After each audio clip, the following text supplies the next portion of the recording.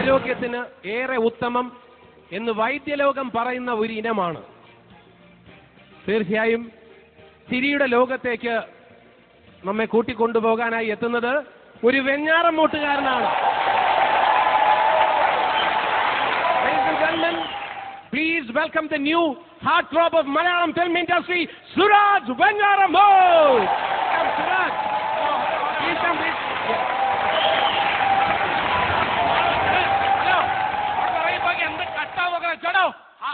അവിടെ കയറ്റി വിടില്ല അങ്ങനെ.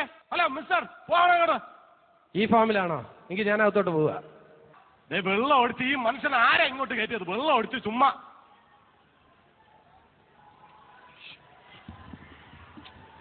വ്യത്യസ്തനാമൊരു ബാർബറാം ബാലനെ സത്യത്തിൽ ആരും തിരിച്ചറിഞ്ഞില്ല. ശരിക്കും ഈ ബാലനെ ആരും തിരിച്ചറിഞ്ഞില്ല. ബ്രോക്കർ ബാലൻ. എന്തോ ഈ ബ്രോക്കർ ബാലന്റെ വീട് എവിടെയാണ്? ബ്രോക്കർ ബാലൻ എന്ന് പറയുന്ന അലബലാതി ഞാനാ. നിങ്ങളാണ്? പിന്നെ എന്റെ വീട് അതാ ഞാനും തിരക്കൊണ്ടിരിക്കുന്നത്. നിങ്ങൾ എന്നെ എവിടെയെങ്കിലും വെച്ച് കണ്ട ഒരു പരിചയമുണ്ടോ? പിന്നെ എനിക്ക് നല്ല പരിചയം ഉണ്ടല്ലോ. നീ മറ്റേ സുഗുവിന്റെ മോനല്ലേ? ഞാൻ രാജന്റെ മോനാണ്. കണ്ടു കഴിഞ്ഞാൽ പീതാംബരന്റെ അതേ ഫിഗർ. പീതാംബരന്റെ അതല്ല, എന്നെ എവിടെയെങ്കിലും ഒന്ന് നല്ലോണം ഓർത്തു നോക്ക്. നിന്നെ അയ്യോ നീ മറ്റേ പെണ്ണാണിയോ? പെണ്ണാണോ? അത് തന്നെ. നിങ്ങൾ എന്നോട് എന്ത് ചതിയാണ് കാണിച്ചത്? എന്ത്? എന്നെ പെണ്ണ് കാണിക്കാന്ന് പറഞ്ഞ് വിളിച്ചോണ്ട് പോയില്ലേ? വിളിച്ചോണ്ട് പോയിട്ട് ഒരു പെണ്ണിനെ കാണിച്ചിട്ട് നിങ്ങൾ എന്ത് പറഞ്ഞത്? എന്ത്? ഈ പെണ്ണിനെ കെട്ടിയാ ഒരു കാലത്തും കുഴപ്പമുണ്ടാവില്ലെന്ന് പറഞ്ഞ് ഞാൻ പെണ്ണിനെ പോയി കണ്ട്. വികലാംഗയാണ് അവള്, വികലാംഗ.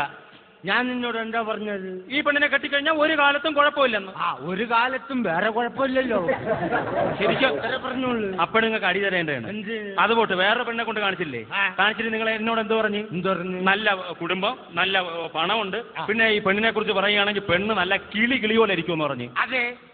എന്നിട്ട് ഞാൻ പെണ്ണിനെ പോയി കണ്ട് ഒരു കണ്ണും കുഴിഞ്ഞ് പല്ലും തള്ളി മൂങ്ങയുടെ മുഖം പോലെ ഇരിക്കണം. മിസ്റ്റർ, എന്തോ മൂങ്ങ എന്തേടെ കിളിയല്ലേ? നീ കുറെ അറ്റ എനിക്കിട്ട് പണിയാണ്. ശരിക്കും നിങ്ങളെ തലേന്നാണ് കിളി പറന്നു പോകേണ്ടത്. എന്ത്? നിങ്ങളെ കൊണ്ടൊരു നല്ല പെണ്ണിനെ കണ്ടുപിടിച്ച് തരാൻ ഒത്തില്ല. ഞാൻ ഒരു പെണ്ണിനെ ഏകദേശം എനിക്ക് ഇഷ്ടപ്പെട്ടു. അപ്പോൾ അവളെ എങ്ങനെ ഒന്ന് പ്രേമിക്കണം അതൊന്ന്.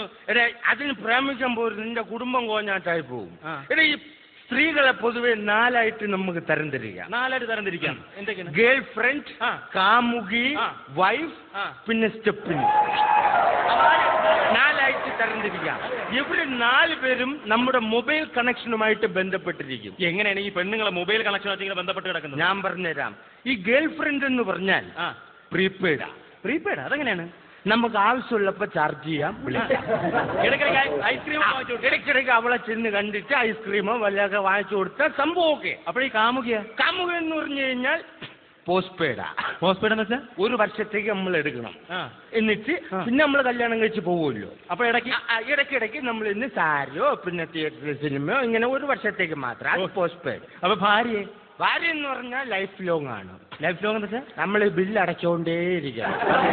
ഒരിക്കലും ചത്താലും വിട്ടു പിരിയാൻ പറ്റില്ല. അപ്പോഴേ ഈ സ്റ്റെപ്പിന് എങ്ങനെയാണ്? സ്റ്റെപ്പിന് കോയിൻ ബോക്സ്.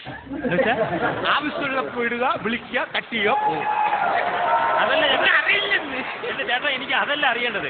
ആദ്യം പെണ്ണിനോട് ഇങ്ങനെ പ്രേമാഭ്യർത്ഥന തന്നെ പറയണോ അതാ ലവ് ലെറ്റർ കൊടുക്കണോ? അതാണ്. ലവ് ലെറ്റർ ഒന്നും കൊടുക്കാൻ നീ എന്താ? പിന്നെ ഇപ്പോഴും ഒരുപാട് സാങ്കേതിക വിദ്യയില്ലേ. SMS, പിന്നെ ചാറ്റിങ്, അത് കഴിഞ്ഞിട്ട് ചീറ്റിങ്. പണ്ട് നമ്മളെ കാലത്ത് അങ്ങനെയല്ലെന്ന്. പിന്നെ നമ്മൾ ഹംസം വഴിയാണ് ഈ പ്രേമലേഖനം. നളനും ദമയന്തിയും ഹംസത്തിന്റെ കയ്യിൽ ഇങ്ങനെ ദൂതൊക്കെ പറത്തി വിട്ട് ഞാൻ അമ്മമാര് ഇപ്പോഴും പ്രണയിക്കുന്നത്. ചേട്ടൻ ഹംസത്തിനെ പറത്തി വിട്ടാ? ഇപ്പൊ എവിടുന്നടാ ഹംസം? പിന്നെ ഞാൻ എന്റെ വീട്ടിൽ മറ്റേ പൂവൻകോഴിയുണ്ട്. പൂവൻകോഴിയെ പിടിച്ചിട്ട് ഞാൻ അതിന്റെ കാലിൽ ലെറ്റർ കെട്ടിയിട്ട് അടുത്ത വീട്ടിലെ ശ്യാമളയുടെ വീട്ടിലോട്ട് പറത്തി വിട്ട്.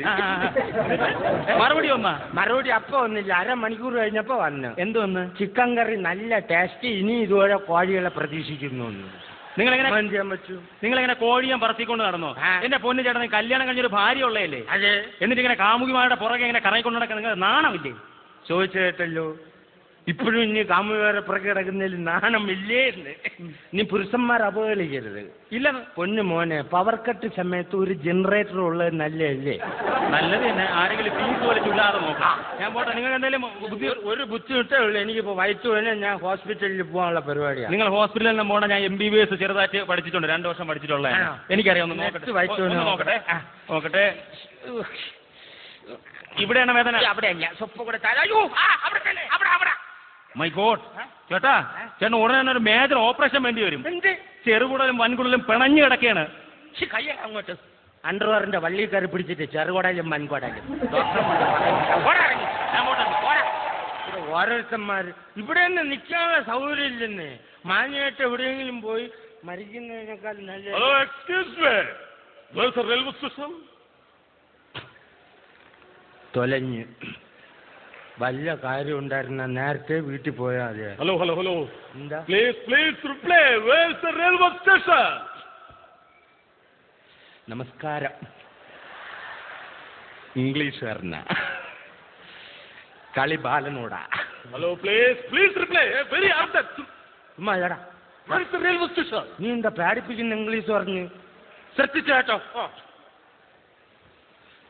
ഇങ്ങനെ പോയിട്ട് ഇങ്ങനെ പോകുമ്പോ അവിടെ മുക്കുണ്ട്. ആ മുക്കിൽ നിന്ന് ഇങ്ങനെ പോയാൽ ആ പറഞ്ഞ റെയിൽവേ സ്റ്റേഷൻ. മനസ്സിലായില്ലേ? എടേ റെയിൽവേ സ്റ്റേഷനല്ലേ? മതി മതി, ചുമ്മാ അല്ലേ, പേടിയാക്കല്ലേ. പറഞ്ഞു തരുമല്ലോ, കിടന്ന് വെപ്രാള പറഞ്ഞ എന്ത് ഇങ്ങനെ പോണം. മലയാളം അറിഞ്ഞൂടാ, സോറി. ഇന്നലെ പോണം, ഇന്നലെ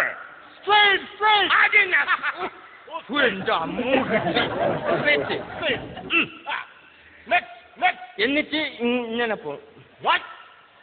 വട്ടിന്റെ അപ്പന് എന്താ പറ, സോറി മലയാളം അറിഞ്ഞു. എന്നിട്ട് വളഞ്ഞ് പോണം, വളഞ്ഞ് വളഞ്ഞ് എബൌട്ട്. Hello please. അപ്പൊ അങ്ങോട്ട് ചെല്ലുമ്പോ അവിടെ ഇങ്ങനെ ഒരു റോഡുണ്ട്, ഇങ്ങനെ റോഡുണ്ട്, ഇങ്ങനെ റോഡുണ്ട്. ഇത് മൂന്നും കൂടി ആ മുക്ക്. മുക്കിന് ഞാൻ നോക്കിക്കോ. മുക്ക് മുക്ക് ഇനി മുക്കാഞ്ഞാ വിവരം അറിയും. Please very urgent please. Road ഇങ്ങനെ, റോഡ് ഇങ്ങനെ, ഇങ്ങനെ, മുക്ക് മുക്ക്. ഇതിനൊക്കെ ഇതാ പറയണത്. അവിടുന്ന് വളഞ്ഞ് പോണം റെയിൽവേ സ്റ്റേഷൻ. അവിടുന്ന് അങ്ങോട്ട് ഇറങ്ങണ എന്നാ റെയിൽവേ സ്റ്റേഷൻ. പ്രിയത്തിയാ, അവിടുന്ന് നേരെ ഇറങ്ങണ റെയിൽവേ സ്റ്റേഷൻ. ഓക്കെ ഇപ്പൊ എങ്ങനെ മനസ്സിലായി ബാലിന് ഇംഗ്ലീഷ് അറിയില്ലെന്ന്? ഇതൊക്കെ വെറും ഈസിയാ. Railway station?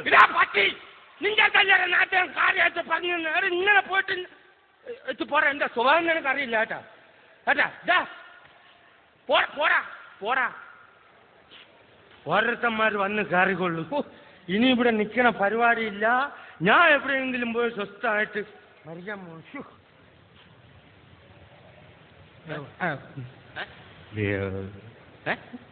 ഒരു കാര്യം ചോദിക്കാനാ. എന്താടാ? അതെ, ഈ റെയിൽവേ സ്റ്റേഷനിലേക്ക് പോകുന്ന വഴി ഏതാ? കുറച്ച് നേരത്തെ വന്നിരുന്ന എനിക്ക് അവനോടൊപ്പം മാന്യമായിട്ട് പൊക്കൂടായിരുന്നാടാ.